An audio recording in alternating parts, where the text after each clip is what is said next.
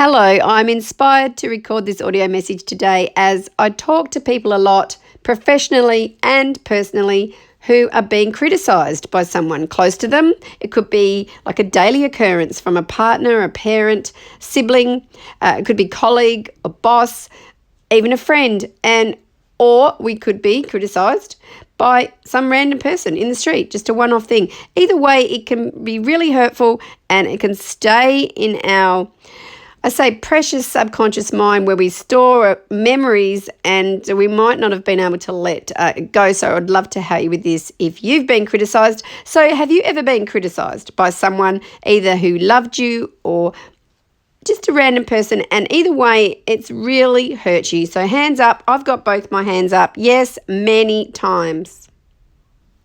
Yes, I hear stories every day. I see comments on social media make me cringe. I can't even read them if someone's been critical. And I feel it's my duty to help with some ideas on how to deal with criticism, as it certainly affected myself. I feel really good now, really strong. And I'm able to, what's the word I'm after? I'm able to be almost resilient to it now, though at a time when I haven't felt so great about myself, it can be really hurtful. So when we're feeling strong emotionally, we may answer back with a very clever or witty remark, or we could say something witty and still be hurt to sort of cover up our hurt, or we could be so deeply hurt that we can't say anything, and I'm usually the latter.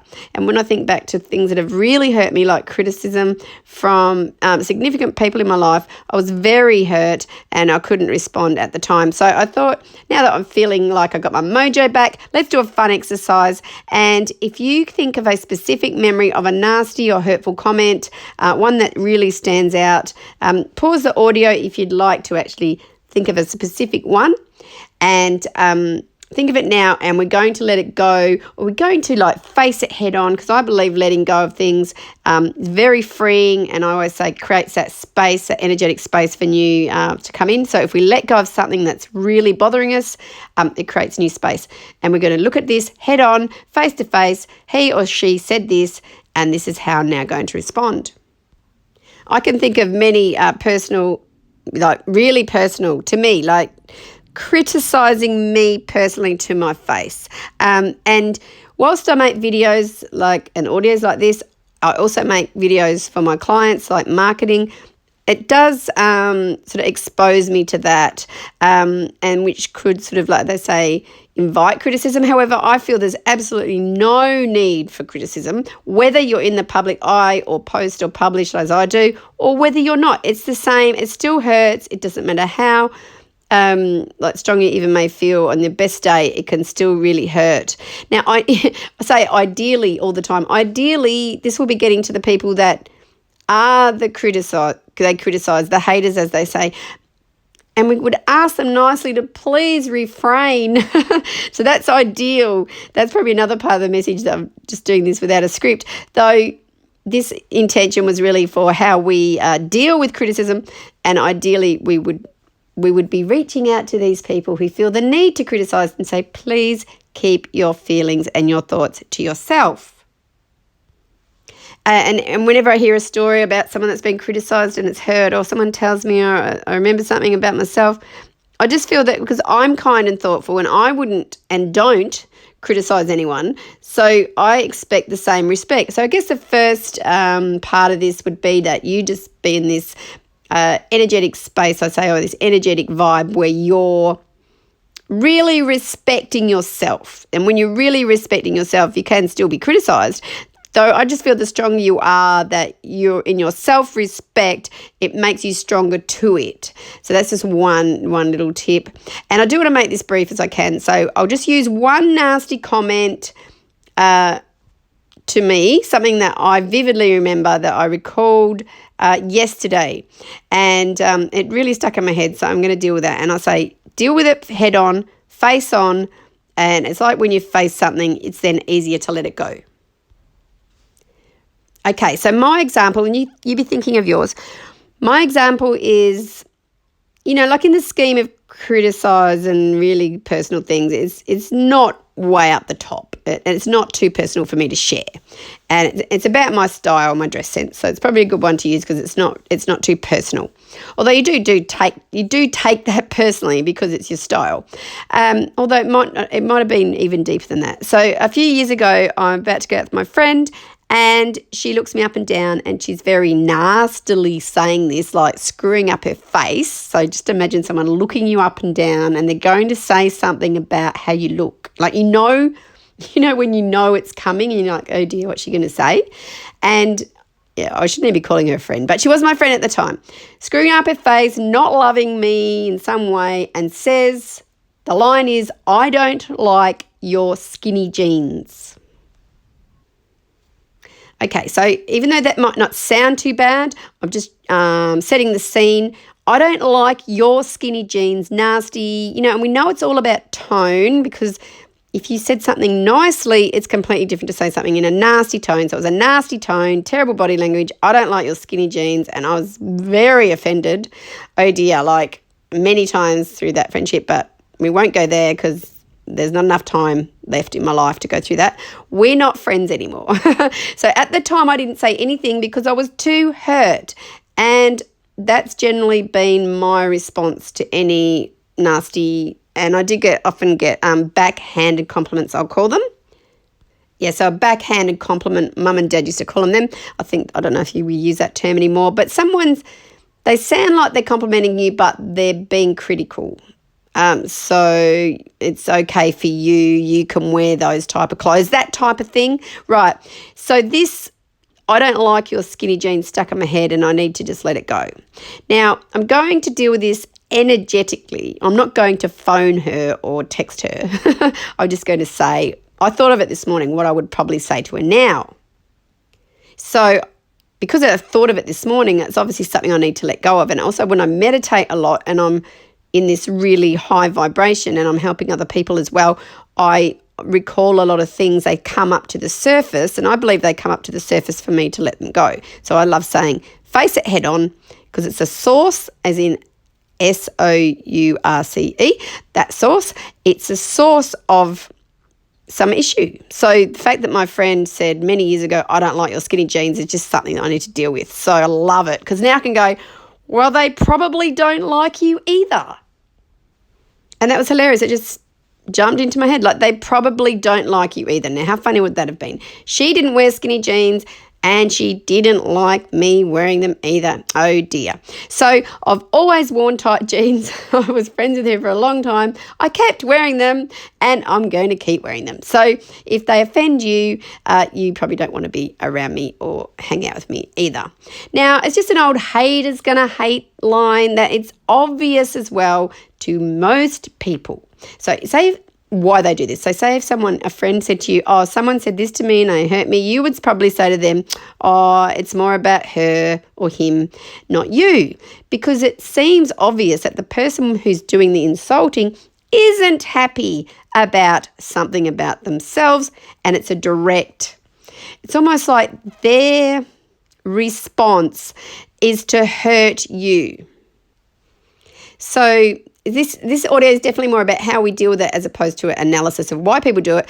But just some funny things popped into my head when I thought about doing this recording, which was totally inspired when I was a teenager. So I'm thinking 14. It's in my book, I Love You.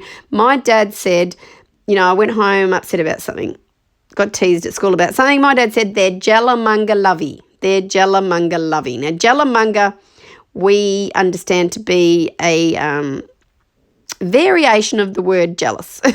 So my teenage girlfriends, who I'm still friends with now, we latched onto that and we love it and we still say it. It's like they're Jello Manga, which is an explanation of that why they don't like you. If they didn't like your hair, maybe they like your hair. Like it's just that underlying, if they say something about your hair, they probably secretly like it. There's a million examples. Someone says something critical about your work that you're doing, or you're trying to start a business or something big and they don't have it. They most likely don't have it. Let's think about this. If they criticize you about something, they most likely don't have it. So I would say pretty rare for someone to actually have something or feel really good and criticize you for having it. That's That's my explanation or my take. So if someone doesn't like something and you're upset about it, like they don't like something about you, and you've got this memory that just keeps tripping around in your head, run with that. Jealous of you, if you like, you could believe that. If you want to believe that it's something else, look, there could be any number of reasons why. Reasons why is an actual, you don't say reason and why together, so scrub that. There could be any number of reasons, though they've at least taken an interest in you. And I also thought of this, another retort. So if it's a comment on social media, think of it this way. They've taken the time to read your post or watch your video. So if someone, and here's another one. I'm just going to go on a tangent because I go on tangents when I do audios. If someone listens to this whole audio, which looks like it's going to be 15 minutes, and then comments something negative, they've still listened to the whole audio. So your response could be, if this happens to you, thank you for your interest. Now that's very respectful. You respectfully thank them for their interest. However, you're going to decline any further correspondence with them in whatever way that's appropriate, depending on whether it's social media or it's personal. And if it was from a friend, a partner, a relative, someone close, I'd be seriously dealing with it. Though thank you for your interest, because they've actually taken the time, so they must be interested. And when I'm feeling emotionally strong, assertive, I've been saying I have my mojo back, which to me means being happy and assertive. Not everyone likes that. So if this has happened to you, if you can relate to a time when you were down and now you're up and you're happy, some people want you to be weak. Perhaps they feel safer that way, or they know you as being meek and mild, or they just feel stronger because you're weaker. So we don't need to analyse it anymore. Why people criticise, that's just my wisdom of my experience, my life experience. Let's decide that we will rise above any future nasty comments. Don't need to analyse why, although we could have a reason just to make us feel better, like the Jello Manga. The Jello Manga, that's good. Just run with that, or some other thing that makes you feel better. It could be they're just not happy with themselves and I feel sorry for them, or something like that. So it's being resilient to future nasty comments, not that we want to even imagine that there would be them. And generally when you become stronger, you generally it just gets easier. When you feel really good about yourself and what you want to wear, like the jeans, it's almost like you repel it, or it just doesn't get to you as much because you're really happy about yourself. And that's my biggest preach. My biggest preach is just feeling really good about yourself, and you build yourself up to feel so good and your self-worth so good, and it doesn't matter. So, I mean, this is the ultimate, and this is a real preachy tangent that I go on with coaching audios. It's like, it doesn't matter. You go, haha, like it could even be funny. To me, that would be funny. If someone said, I don't like your skinny jeans, I would probably laugh. I would literally laugh in their face and think, haha, I would not care if they like them or not. So that's the ideal. And I'm all about uplifting people. Now, why I'm even sharing this is because I want to uplift you, and this is mostly for people that have been hurt and want to feel better or get over it, or be strong and resilient for any future criticism. So one of the most best ultimate compliments I received lately is that I uplift people. So thank you. Let's focus on compliments, and that's another audio. Today we're talking about dealing with criticism. So my uplifting, see, this is what happens also when I don't have a script, my uplifting advice. And I also need to rest my voice because I am doing a lot of recordings lately. So I probably should rest my voice after this, but I really need to get it off my chest. And it's something that is like the core of my philosophy, is getting things off your chest to the point where they're gone and you let it go, but you don't dwell on it. So this is a perfect example. Somebody said this to me. Okay, what would you say to them now? I'd say this, great, goodbye, gone, done, getting on with my life. So the uplifting advice is go ahead and wear the skinny jeans if you love them, or do anything you want. Build yourself up to be strong, resilient, happy being you. And you can nicely say, Thank you for your interest, because they're interested in you. It's hilarious. I thought of it this morning. Now, there is a disclaimer in regards to what you say to a friend if you actually think they're wearing something that's not appropriate, as opposed to my style, which was appropriate. They were my style, I would say, is very classic.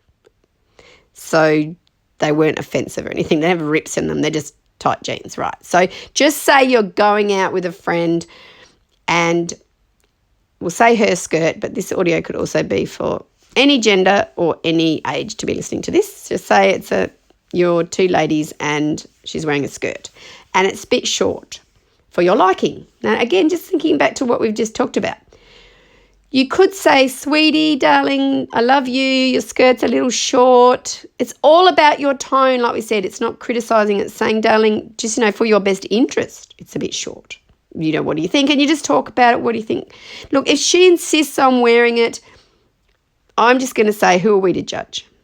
That saying, I love the saying, not hurting anybody. Like, if you love it and you're not hurting anybody, so as long as she's happy. If she's happy and comfortable and she feels good and you think the skirt's a bit short and you don't like what she's wearing, then that's your issue, not hers. Right, so you could kindly suggest, and if she says, okay, this is going to go one of two ways. She'll say, it is a bit short, I wasn't sure. Now that you've said it, she would go, oh yeah, if it's too short, I'm not going to be really comfortable at the party, or wherever you're going, so at the event, I will wear something else. Or she says, no, I love it. I don't think it's too short.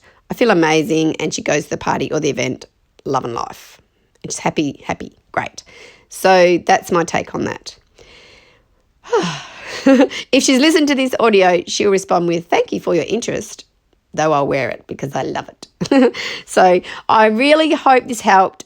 I only do audios to help. If I've opened up for any criticism, I'll be commenting, thank you for your interest.